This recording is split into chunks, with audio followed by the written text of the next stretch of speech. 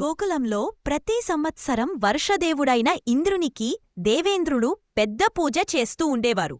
యశోదమ్మ సహా అన్ని గోపికలు, గోపాలకులు పాలు, పెరుగు, వెన్న, నెయ్య వంటి నైవేద్యాలతో ఇంద్రయాగం చేస్తూ వచ్చేవారు. అప్పుడు చిన్న బాలకృష్ణుడు యశోదమ్మను, నందబాబును అడిగారు, అమ్మా, ఇంద్రుడి పూజ ఎందుకు చేస్తున్నారు? మన పశువులన్నీ గోవర్ధన పర్వతం గడ్డి తింటున్నాయి. ఆ పర్వతమే మనకు అన్నదాత. మరి ఇంద్రుడిని కాకుండా గోవర్ధన పర్వతాన్నే పూజిద్దాం. యశోదమ్మ, నందబాబు మొదట ఆశ్చర్యపోయారు. కాని శ్రీకృష్ణుని మాటల్లో నిజముంది అని భావించి గోవర్ధన పూజ చేశారు. అది చూసి దేవేంద్రుడు కోపగించుకున్నారు.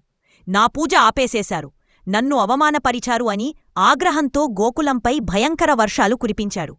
అప్పుడు శ్రీకృష్ణుడు తన చిన్న వ్రేలితో గోవర్ధన పర్వతాన్ని లేపి గొడుగులా పట్టి యశోదమ్మతో పాటు అన్ని గోపికలు, గోపాలకులు, పశువులందరినీ రక్షించారు.